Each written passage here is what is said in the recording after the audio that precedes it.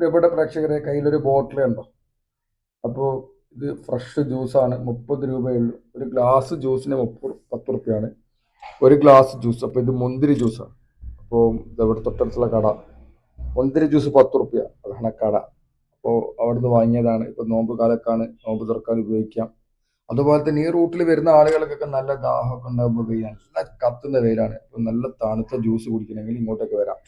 10 റുപ്യുള്ളൂ.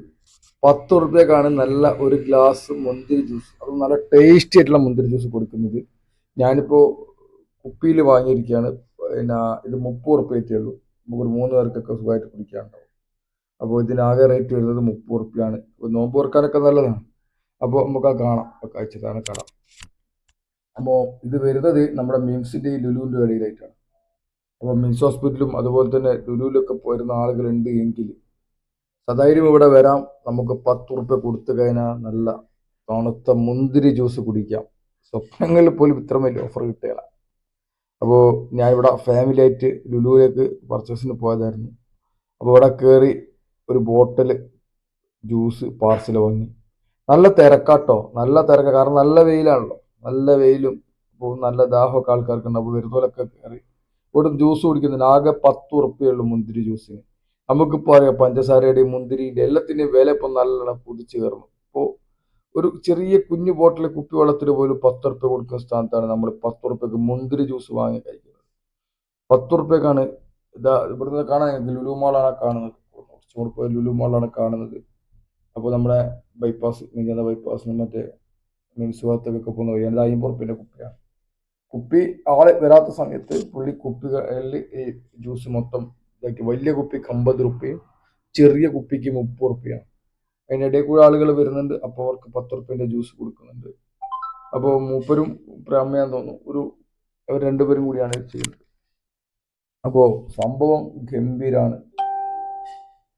അപ്പോൾ കുപ്പിയൊക്കെ നിറച്ച് വെച്ചിട്ടുണ്ട്, ആവശ്യക്കാർക്ക് കുപ്പി കൊടുക്കുന്നുണ്ട്, ഗ്ലാസ്സിൽ കൊടുക്കുന്നുണ്ട്.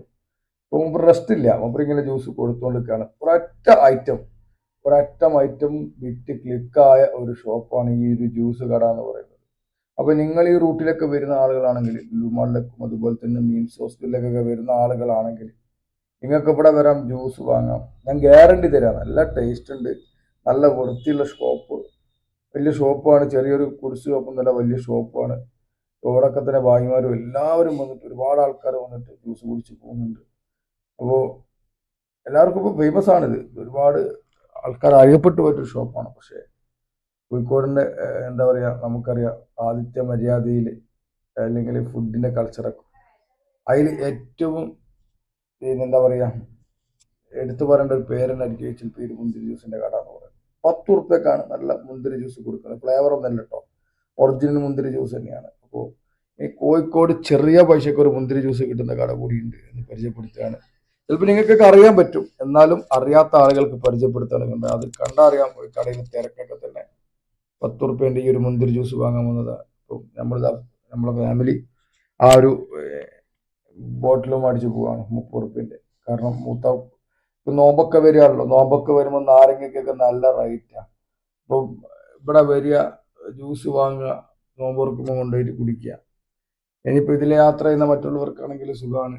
ഇവിടെ വന്നു കഴിഞ്ഞാൽ 10 റുപ്യ കൊടുത്ത ജ്യൂസ് കിട്ടും. വീട്ടിലേക്ക് പാർസൽ കൊണ്ടുപോകണമെങ്കിൽ 30 റുപ്യക്കും 50 റുപ്യക്കും കുപ്പി കിട്ടും. അപ്പോൾ നമ്മൾ കോഴിക്കോടിൻ്റെ ഒരുപാട് ജ്യൂസ് കടകളെ കുറിച്ചൊക്കെ പരിചയപ്പെട്ടിട്ടുണ്ട്. ഒരുപക്ഷെ ചിലർക്കറിയായിരിക്കും, ചിലർക്കറിയാത്ത സ്പോട്ടായിരിക്കും.